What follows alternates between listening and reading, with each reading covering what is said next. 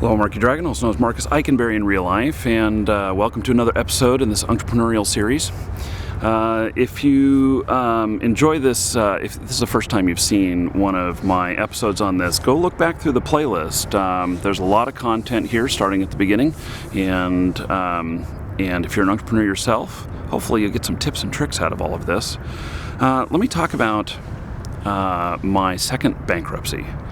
And, first off, I want to say that that I am being as open and forthright as I can about something that might be considered to be pretty personal, but I believe that any of you who are entrepreneurs, you have a risk of going bankrupt, and so it's a fact. And so let me explain to you how things worked out for me, and then hopefully you can avoid some of the same mistakes and such. So in my second bankruptcy, first one is in a previous episode. As an entrepreneur, you run the risk of losing all of your money. And I have lost all of my money multiple times. And in fact, I'm in one of those areas right now where I have just enough income, at the time of filming this, that I have just enough income coming in to, so I'm able to live. But am I rich? No. Have I been rich before? Yes. And, so in my first bankruptcy, I lost... it was over $100,000 that I had to pay back, and because I did a Chapter 13, and Chapter 13 bankruptcy, you actually pay back everything. In my second bankruptcy, the numbers were a lot more incredible. It's Chapter 7, and we filed for $1.4 million in relief, and maybe that's an economy of scale. My first bankruptcy was in 1999, and then my second one is in 2013, and so I had quite a good stretch in between. And the first one was I really didn't know what I was doing. The second one was that I lost my marriage, and I had embezzlement at my company, and then, all of those things combined, with all the lawyer fees and all of these different things going on, the whole thing just crumbled down.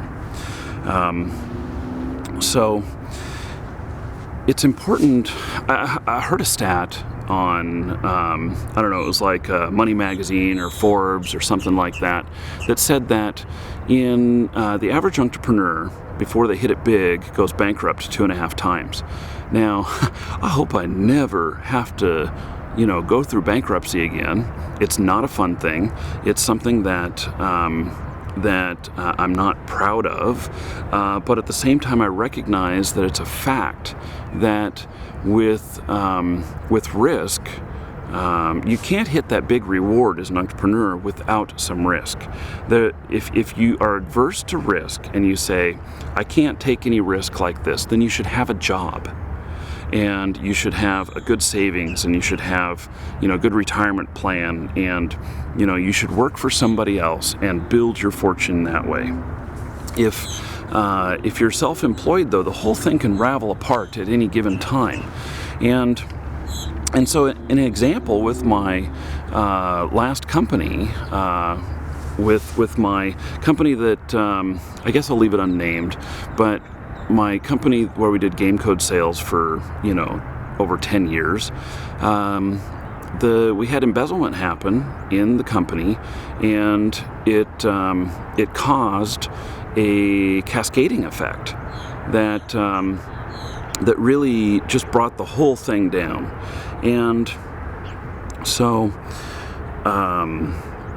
at that point, what happened was, let me tell you what's happened to me over the last, it's been 2 years that I've been dealing with this. So it's been 2 years since we recognized this problem and started to lose everything.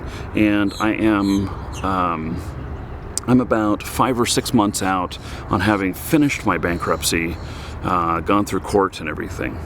And so we realized that there was major problems. And then we realized that okay, this has to be dealt with and everything. And then collection notices started coming in and everything. We had leases that we had signed, and that the company stopped paying, and because the company couldn't pay them. And then I was personal guarantor. If at all possible, as an entrepreneur, you can keep from signing as personal guarantor, you do it. And I'll tell you why. Because even as personal guarantor, I didn't have to... Okay, so all of this debt, 99% of this debt came from the company. And if the company, so I was removed by divorce. I was forced to give up my portion of the company and to walk away. But I was personal guarantor. I had signed for everything on there. But as, leaving the company and everything, shouldn't I be then released of that responsibility? Well, the answer is no. And so if you build up a company and you are personal guarantor, every single contract has to be redone in order for you to separate from the company. That is a huge lesson learned. And so that then becomes the company's responsibility to make that happen if you want it to sell. Otherwise, you have to accept that risk. So I already knew that there was problems, and I knew that the company needed to be shut down and everything, and I tried to do that, but I was blocked from doing that. The lawyers cut most of the money, and then we had this money go missing and everything, and before that, and so I guess so. So you never sign as a personal guarantor unless you absolutely have to, and because I got tagged on all of that. So we had a big building that cost us almost $10,000 a month in rent. And then we had a second location that was, I think, around $2,500 a month in rent. We had leases on all kinds of things. And then I had signed contracts. I had actually signed contracts with game publishers that, we would, act in a certain way with them or whatnot. And I was personal guarantor on those as well. And so when the company stopped paying, even though I was gone, the contract holders all came after me. And since they came after me, they what am I to do? I've left the company, and I don't have an income. Actually, this was all happening. Whenever I was forced to separate from the company, I got a small payout. It was very small, and basically I was forced to leave the company, and I got a payout that really allowed me to cover my living expenses for about 1 year, and that's nothing, though, for the kind of volume that we did that at the company there. I mean, we had done like $35 million in sales and everything, but the company wasn't worth anything either because of this fraud that happened. So anyway, everybody started coming after me because I couldn't get anything out of the company. And then, so I ended up with $1.4 million in liability. It was actually a little bit more than that. It was less than 1.5. And so I had to, I lost everything. So when you do bankruptcy, depending on where you're at, there's different laws. In the U.S., there is state law and federal law. And so many state laws state, like, if I were in Oregon, I think that you get to keep $5,000 worth of things, and that's it. And part of that value is a vehicle. And then in Florida here, where I'm living, it, I don't know, maybe it was around the same amount. I don't remember the exact numbers because I ended up not falling under Florida law, but I remember that you could keep one vehicle and it had to be worth less than $1,500. And so then what happened for me was that because I had moved from Oregon to Mississippi to Florida, when I was doing this, Florida didn't want me because I hadn't been here long enough. Mississippi didn't want me because I was only there for a year. Oregon didn't want me because I had been gone for more than a year. And so I ended up under federal law. And under federal law, I was able to keep $20,000 worth of stuff.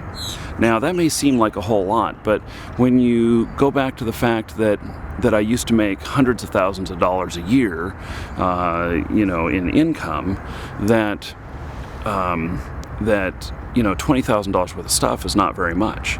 And so, what kind of things, I had to give up jewelry. I had to give up, I had to give up some artwork that I had. I had to give up a whole bunch of stuff, and I actually had started liquidating things because I knew that bankruptcy was coming, and I was running out of money for living expense, and so I ended up selling all of my pinball machines. I ended up selling all of my furniture, and getting some new furniture that was just really not as good, not as nice, and keeping just a couple of things. But I lost almost all of my furniture. I was able to keep a television. I was able to keep my audio system, my stereo. I was able to keep my barbecue. And I was able to keep my motorcycle. Now, my motorcycle is actually like a $20,000 motorcycle, but I have a loan on it. And so there was only a couple $1,000s worth of equity in it. And so as long as I could continue to pay the loan, then I could keep the bike because of that. Now, I don't have a car. So if I had multiple vehicles, I may have been, required to give that up. So all of this stuff is, I lost everything else. And I had an enormous amount of stuff. And I was really, proud of a lot of the things that I had. Birds are all talking this morning, aren't they? So they're actually fighting over snails out of the water. And so they're coming along the shoreline. They actually are all waiting over here and over here because they want to walk along the shoreline here. They haven't walked this section yet, and I've been out here talking. So they're just waiting for me to leave so that they can pick up the snails that are along the shore here and eat them. The snails here are huge, too. They're really big. So anyway, going through bankruptcy, I had to also prove all of my income. I had to prove all of my, every dollar in, every dollar out. I had to prove that by selling these other things that I had, that I used it as living expense, because if I used it to just buy more things, then it wouldn't have counted and I'd have been liable for that. And may not qualify for a Chapter 7. I did a Chapter 7, which wiped my debt completely clean. And because I couldn't do a Chapter 13, there was no way that I could see right now how I could make payments on a Chapter 13. Chapter 13 is 3 to 5 years of payments, but I couldn't see how in 5 years I could pay off $1.4 million. And that wasn't going to happen, and really it was going to be really small. So maybe based on my income at the time of bankruptcy, I kid you not, about $3,500 a month is what my income was, and so that's pretty low in comparison to my previous lifestyle. I had to do all kinds of things, like I had to drive a crappy car. When my wife, I got remarried, and my wife had this car that what a piece of crap, but it kept on running, and so we drove that around quite a while, and I had to give up going out to dinner all the time. I had to give up flying all over the place, doing all kinds of different things. This is why I haven't been to conferences in a while, because I just didn't have the money to go. And so there's all kinds of things that you give up, and then this also, the game codes company that we have. Do you know that I don't own it? I couldn't own it. because to start it up, I mean, I knew how to start it up and everything, but I had to really work with a partner on this and not have any ownership. I just had to work for her. And because I couldn't start this up and own it, because then it would be subject to the bankruptcy. And is that kind of, skirting things? Yeah, a little bit. But is it, was I breaking the law? No. And so now that the bankruptcy is done, there's nothing in place that says, okay, now that it's all done, I'll take part of it. It doesn't work like that at all. I just can't have it. Because if I take part ownership of the company right now, then I'm liable, or the company, my part of the company, then becomes fraudulent, because you can't pre-plan something like this, that you're going to get this back later after the bankruptcy, so that you can hide assets. So I just lose it altogether. Now that we're creating another company and everything, and that we're setting these things up, now that the bankruptcy is done, I can own part of that, and so that's great. So I can own all or part of it, and that's really good. So another thing to consider with bankruptcy is that you cannot bankrupt on taxes. And so that is my biggest challenge right now, is getting all of that taken care of, because the tax debt that I have is greater than my annual income. And so, that's another thing to be taken care of, making payments on that, but that's how it goes. So anyway, it's a good thing that I don't own any of the company, because I wouldn't want anything to happen with the company that my value in it being forced to be liquidated to pay something like the taxes or something like that. And this is all a hard position to be in, because there's still a lot that I still have to take care of to clean all of this up.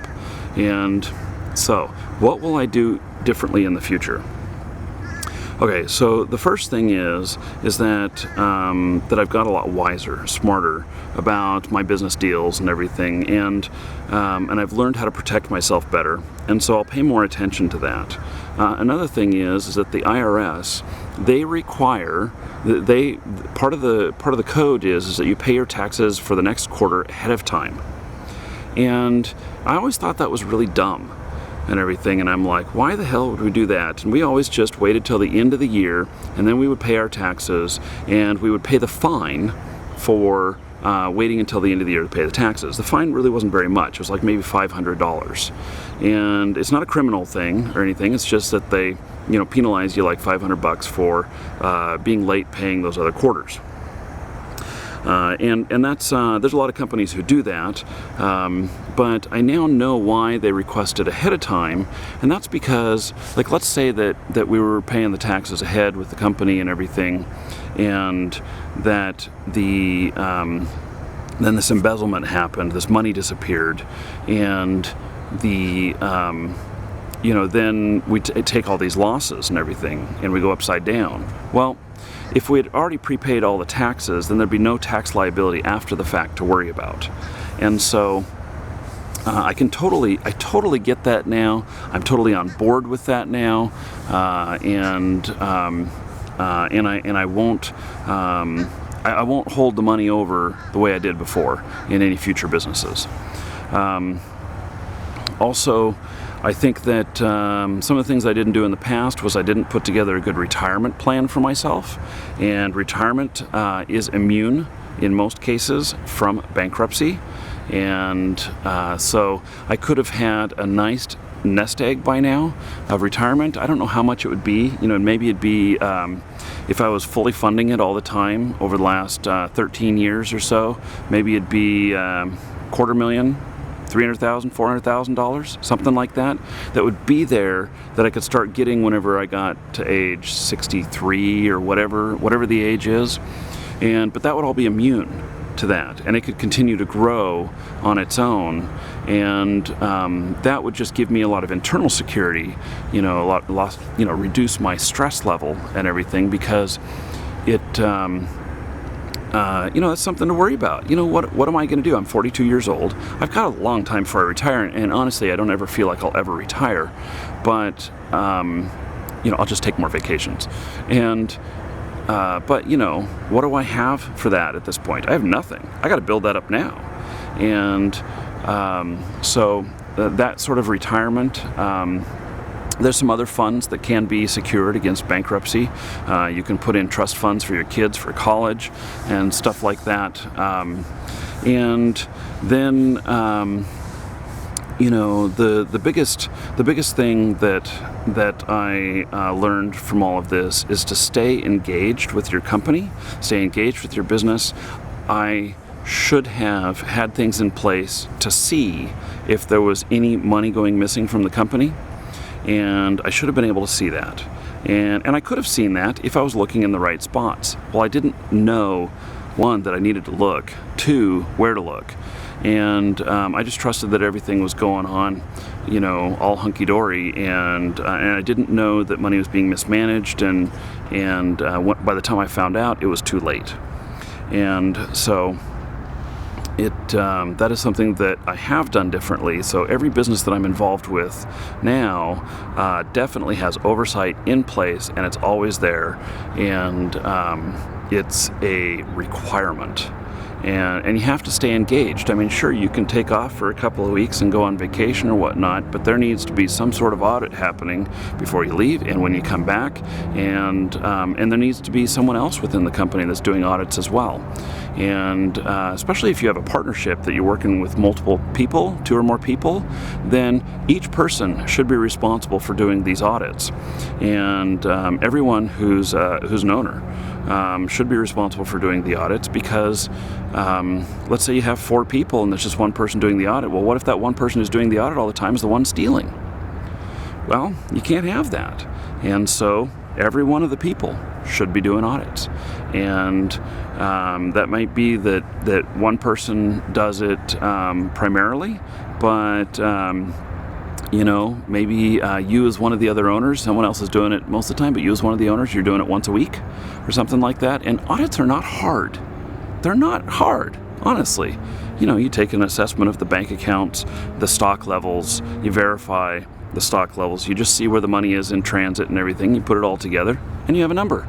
And the number should fit within certain percentages, and there should be so much, you can measure like the profitability of the company, and you can make sure that the profit levels are within a certain percentage that they should be in. I can tell you that ours, we figured out a range that is about it's about an 8% range that our at least on the game code sales, that it floats in between. And so we make sure that it stays within there. And if it goes outside of the bounds of that, then we look at that and we say, what's wrong? Now, sometimes what we did is we missed a number somewhere, or we, looked at a stock level and calculated it wrong or whatever.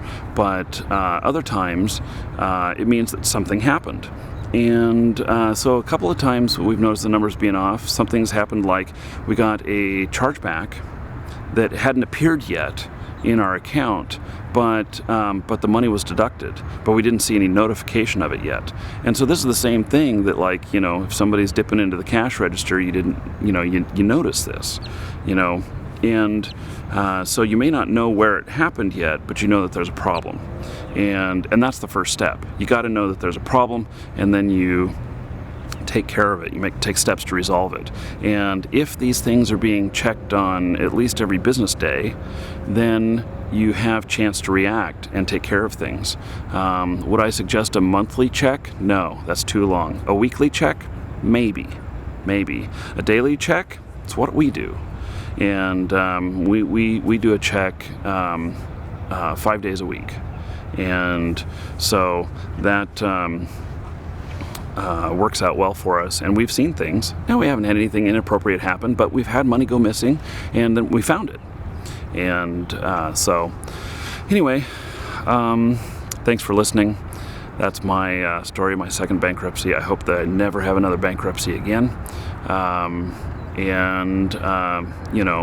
I'm on my way to getting things successful again and everything. At the time of recording this, by the time you see this, things will be better than they are at this very moment. But that's how it works. With possibility of great rewards, there's great risk. And I have definitely fallen down twice on that and lost everything. And so now in the future, I'll just have other things in place so that, one, to keep it from happening, that's the first priority, and then I'll have some other stuff in place so that if it does happen, that I'm okay. But plan A, never let it happen again. I'm Marky Dragon. Take care.